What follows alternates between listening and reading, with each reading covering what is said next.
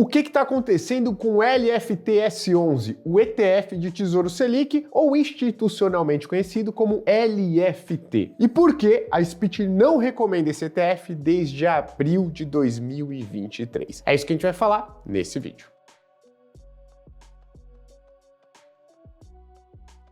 Eu vou falar do LFT-S11 aqui, tá? Mas vou deixar um relatório de presente te explicando tintim por tintim o porquê a gente não gosta desse ativo. Toda a argumentação técnica por trás. Então, antes de começar o vídeo, se você quiser ter acesso ao relatório, ou depois de assistir o vídeo, clica no link que tá aqui embaixo e usufrute do relatório. Você provavelmente já deve ter ouvido, lido por aí, que o LFT-S11 parou de ser negociado pela XP Investimentos. Mas talvez você não tenha conhecimento que isso não é exclusividade da XP. Esse movimento já aconteceu no início do ano com o Itaú e muito se especulava por que o Itaú deixou de negociar o LFT-S11. Uma resposta muito comum e rasa sobre o assunto dizia que, olha, o Itaú tem interesse de comercializar seu CDB, pagando 100% do CDI para os seus clientes, 95% do CDI, logo o LFT-S11 é uma concorrência, então ele deixou de negociar. Na verdade, a realidade está muito longe disso, tá? E eu não estou falando isso porque eu defendo o Itaú ou porque eu recebo alguma coisa do Itaú. Não recebo nada e eu vou te explicar tecnicamente por que o Itaú, a XP e muito provavelmente outras corretoras vão deixar de negociar o LFT-S11, na minha opinião. Vamos lá, o LFT-S11 ele é um ETF, ou seja, um fundo passivo que replica a composição de um determinado índice. O índice do LFT-S11 é o Teva Tesouro Selic. Esse foi um índice criado pela Investo, a gestora do fundo, né, do ETF, para que ele pudesse seguir ali um determinado índice para que na sua composição ele pudesse existir. O que tem dentro desse índice? Apenas Tesouro Selic, ou também conhecido como LFT. Daí que vem o ticker, né, o código LFT-S11. Então, dentro desse fundo, desse ETF, a gente só tem LFT, ou seja, Tesouro Selic. Qual que é a vantagem do LFT-S11 frente a um Tesouro Selic ou um fundo DI taxa zero? Olha só o que é importante a gente mencionar. O LFT-S11, ele não tem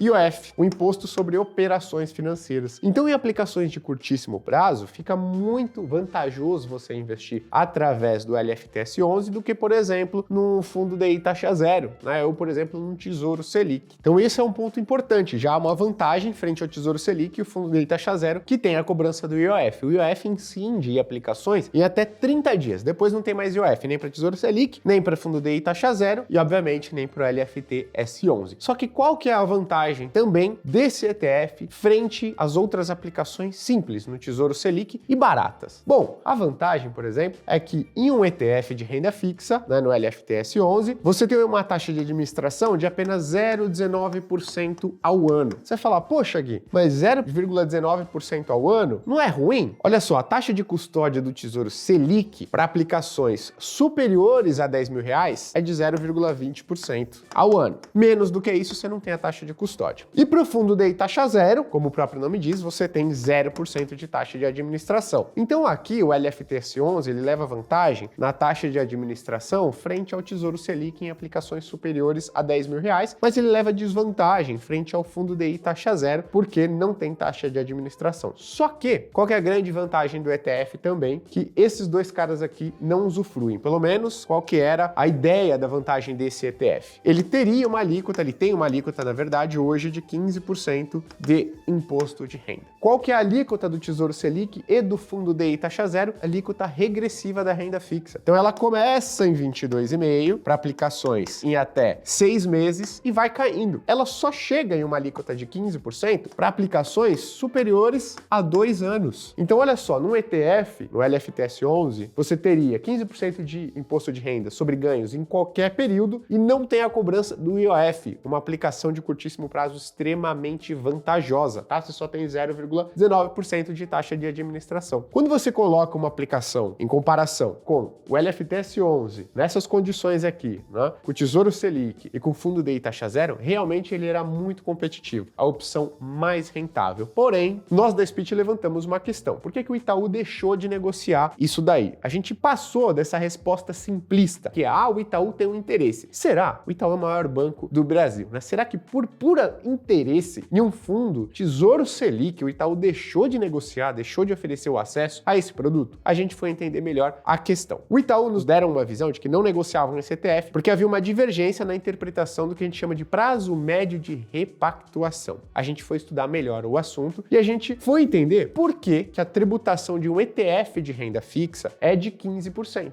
enquanto a de um fundo DI taxa zero, ela começa em 22,5% e só vai cair para 15% num prazo superior a 2 anos. E a gente foi num documento lá da Receita Federal Brasileira, mais especificamente a Instrução Normativa da Receita número 1585, do dia 31 de agosto de 2015. Na subseção 5 tá lá, dos fundos de índice de renda fixa, os famosos ETFs. Olha isso daqui, de ativos financeiros que integrem o índice de renda fixa de referência, sujeitam-se ao imposto sobre a renda as seguintes alíquotas. Então aqui na instrução normativa ele fala qual que é a alíquota que os ETFs de renda fixa vão estar sujeitos. 15%, que hoje, né, é a do LFTS 11, tá falando o seguinte, 15% no caso de fundos de índice de renda fixa cuja carteira de ativos financeiros apresente prazo médio de repactuação superior a 720 dias. Ou seja, para um ETF de renda fixa pagar uma alíquota de 15% de imposto de renda, ele precisa ter o prazo médio de repactuação, que é conhecido como PMR, superior a 720 dias. E aí a gente começou a entender por que o Itaú não comercializa mais esse produto. Qual que é o prazo médio de um fundo de investimento, de um ETF, que só tem Tesouro Selic, ou LFT, em sua composição? Bom, a gente fez os nossos cálculos, chegamos à conclusão que o prazo médio de repactuação de um Tesouro Selic, de uma LFT, é de 1 dia. Olha só que importante a gente falar. Por que, Gui, que vocês chegaram à conclusão que o prazo médio de repactuação de um Tesouro Selic, de uma LFT, é de 1 dia? Prazo médio de repactuação é diferente de prazo médio. Quando a gente fala prazo médio, a gente está falando do prazo que um título vai vencer. Então, prazo médio, se eu tenho uma carteira de um ativo que vence em 1 ano e a outra carteira, 50% da carteira, em um ativo que vence em 3 anos, o prazo médio vai ser de 2 anos. O que é prazo médio de repactuação? Prazo médio de repactuação, por definição, é o prazo em que o ativo está suscetível à alteração em sua taxa de remuneração. E por que o Tesouro Selic ele tem um prazo médio de repactuação de 1 dia? Porque todos os dias a sua taxa de remuneração é a taxa Selic vigente. E a taxa Selic, ela pode se alterar a cada dia. Você fala, ué, Gui, mas o Copom, o Banco Central, só altera a taxa Selic a cada 45 dias. Verdade. Isso acontece normalmente. Se o Banco Central quiser, ele pode fazer uma reunião extraordinária hoje, alterar a taxa Selic e a partir de amanhã a remuneração do Tesouro Selic vai ser alterada. Ou seja, o prazo médio de repactuação de um Tesouro Selic, de uma LFT, é o prazo de 1 dia. Você vai falar o seguinte, ué, Gui, mas e o pré-fixado? O pré-fixado não, né? Você compra uma determinada taxa, apesar da taxa de remuneração dele alterar todos os dias, se você carregar ele até o vencimento, você vai receber exatamente a taxa contratada no momento da compra do ativo. Ué, Gui, e o Tesouro IPCA+,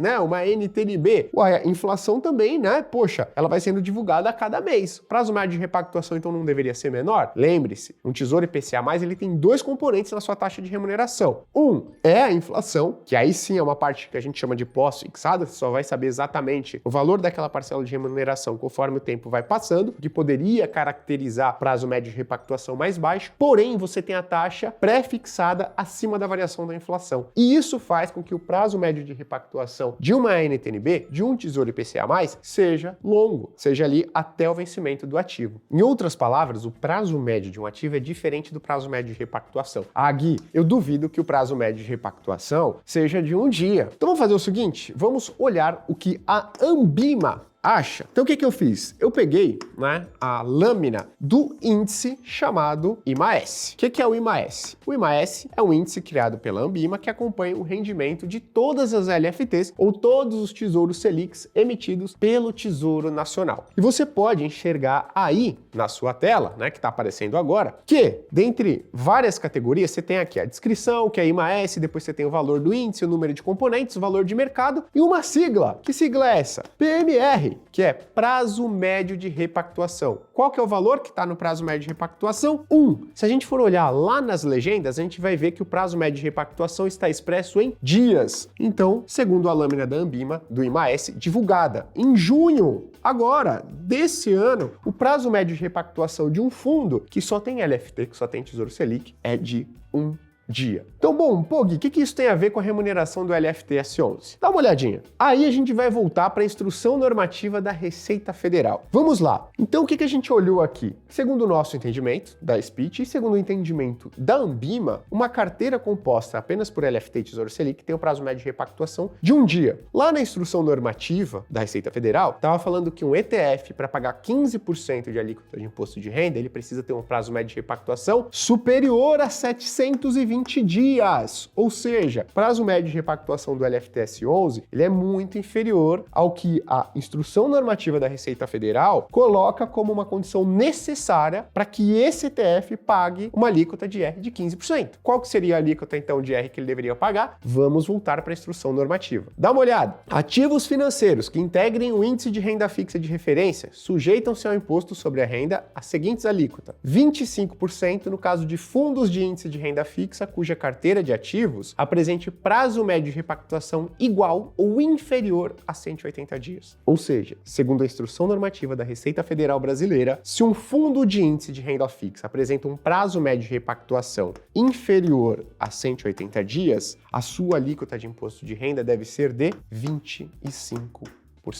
Caraca, Gui, então será que isso está errado? Na nossa opinião, está. O custodiante, a gestora, a Investo, que inclusive faz vários ETFs muito bons, acreditam que a sua interpretação está correta. Na nossa opinião, na do Itaú e agora na da XP, não está. Na nossa opinião, a alíquota que deveria estar vigente para esse ETF é de 25% sobre os lucros auferidos. E você viu todo o embasamento técnico, o porquê dessa nossa opinião. E aí você vai falar, poxa, Gui, mas isso não explica o porquê o Itaú, porquê a XP e porquê você acredita que outras corretoras no futuro vão deixar de negociar o LFTS 11. E aqui que entra um ponto. Quem recolhe o imposto de renda de um ETF de renda fixa negociado em bolsa? É você que está negociando o ativo? Não. O recolhimento de um ETF de renda fixa negociado em bolsa é realizado automaticamente. Então quem faz esse recolhimento é a sua corretora, tá? Ou seja, quem negocia na sua plataforma lá. Então, poxa, eu tenho conta no Itaú, vou negociar o LFTS 11, vendi com ganho. Quem faz o recolhimento do imposto de renda é o Itaú. Negocio na XP, comprei, vendi com lucro. Quem recolhe o imposto de renda é a XP. Negociei no BTG, quem recolhe o imposto de renda é o BTG. Por isso que o Itaú deixou de negociar esse ativo no início do ano e por isso a XP foi pelo mesmo caminho. E por isso, na nossa opinião, esse deve ser o caminho que outras corretoras vão seguir depois de identificarem que, de fato, a legislação, tecnicamente aponta para uma tributação de 25% e não de 15%, porque a responsabilidade de recolher o imposto de renda é da corretora. Então, por isso o Itaú deixou de negociar. Então, a gente passou daquela resposta simplista de que o Itaú deixou de negociar porque ele tem CDB que concorre com esse ativo. Poxa, se fosse assim, ele ia deixar de distribuir fundo DI, ele ia deixar de distribuir outros CDBs e não só o LFTS 11. Então, para de ficar em um discurso simplista. Procura alguém que faz uma análise profunda, técnica, sobre vários outros pontos. E é isso que a gente fez aqui e nós já avisamos os nossos clientes, detalhe, em abril de 2023, que nós não gostávamos do LFTS 11 por conta desse fator. Agora a pergunta que não quer calar. Gui, eu tenho o LFTS 11 em carteira. O que fazer com ele? Olha só, vamos lá. Primeiro, eu queria te dizer o seguinte. A princípio, a alíquota de imposto de renda continua em 15%.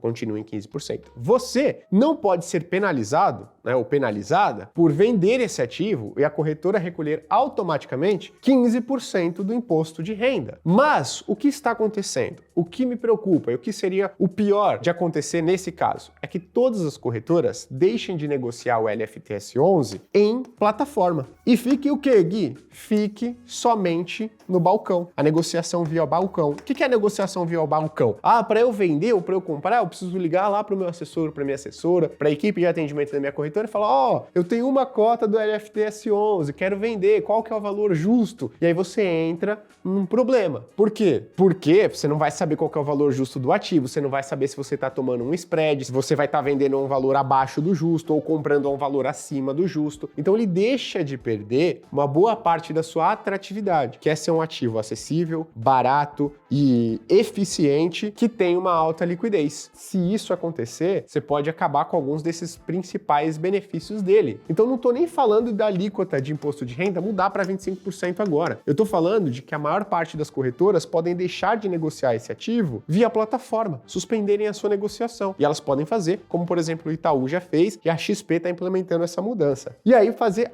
somente a partir do balcão. Qual que é o problema? O problema é que você vai ficar suscetível ao preço que o seu assessor, que a sua corretora te oferecer, tá? Não é uma negociação muito transparente, isso pode ser bem desvantajoso. Poxa, Gui, mas eu vi lá que o LFTS 11, no dia que a XP suspendeu a negociação, caiu menos 0,40%. E aí tem analista que tá saindo falando nas redes sociais e falou pra mim que é uma bela de uma oportunidade de comprar uma LFT, um Tesouro Selic caindo 0,40%. Uma oportunidade, você comprar um Tesouro Selic cair 0,40%, pessoal. Se tu segue um analista que falou que uma queda de 0,40% num Tesouro Selic é uma puta oportunidade, procura outro analista urgente. Essa pessoa não sabe o que está falando. Ah, o LFTS 11 pode até voltar para o seu valor justo, vai subir 0,40, 0,50, maravilha. Que diferença isso fez na sua vida? Nenhuma. Agora, qual que é o meu ponto aqui? Pô, Gui, mas ainda é a opção mais eficiente por enquanto tá pagando 15% de imposto. Gente, pelo amor de Deus, você quer ficar em todo esse imbróglio? O Itaú já chegou à conclusão, a XP já chegou à conclusão, possivelmente o BTG vai chegar à mesma conclusão, nós chegamos a essa conclusão lá atrás. Você vai querer ficar nesse imbróglio para investir em Tesouro Selic? Sério mesmo? Tipo, algo que não tem o potencial de mudar praticamente em nada o seu patrimônio? Poxa, qual que é a diferença da rentabilidade de um Tesouro Selic para uma LFTS 11 e para um fundo DI taxa zero se eu investir R$5.000 e carregar por 6 meses? Eu fiz essa conta, duvido quem falou que isso é uma baita de uma oportunidade, fez essa conta para você. Olha só, se nas condições atuais, se mantiver a condição atual do LFTS 11, 15% de imposto e continuar negociando em bolsa, coisa que as corretoras já estão deixando de fazer. Coloquei R$5.000, depois de 6 meses, no LFTS 11 você vai ter 5.278,47 centavos. Poxa, quanto que você vai ter no Tesouro Selic? 5.266,15 centavos. Quanto você vai ter no fundo DI taxa zero? 5.266,15 centavos. Dá uma olhada. Você está falando de R$12 de diferença de vantagem para o LFTS 11, é verdade, em um período de 6 meses para uma aplicação de R$5.000. Faz sentido você tá em todo esse imbróglio, talvez precisar negociar esse ativo no balcão para você, em 6 meses, com R$5.000, ter R$12 de rendimento a mais do que você teria no Tesouro Selic, no fundo DI taxa zero? Na minha opinião, não faz sentido algum. Só que tem um ponto importante. Poxa, Gui, me convenci, tá errado mesmo, entendi a sua argumentação, vou vender. Preciso sair vendendo correndo com queda de menos 0,40, de menos 0,50, de menos 1% no LFTS 11? Não, não precisa correr. Não precisa vender correndo, com prejuízo esse ativo. Por quê? Porque é um fundo ETF de renda fixa, de Tesouro Selic. Pô, não deve ter queda muito relevante, nem alta muito relevante. E muito menos, pessoal. Não é uma grande oportunidade de comprar. Se você tá de fora do LFTS 11, é melhor você continuar de fora. Por quê? Esse imbróglio, ele vai continuar. Agora, se você tem ele na carteira, a minha sugestão é que você vá fazendo o resgate com calma e aplicando no Tesouro Selic ou fundo DI taxa zero. Obviamente, críticas são sempre bem-vindas, então deixa aqui no seu comentário o que você achou do vídeo, se faltou alguma coisa, se você não entendeu ou se você tem, obviamente, uma opinião diferente. E olha só, para deixar tudo isso completo, eu vou deixar o relatório embasando toda essa análise aqui embaixo. Então, se você clicar, você vai ter acesso a todo o relatório.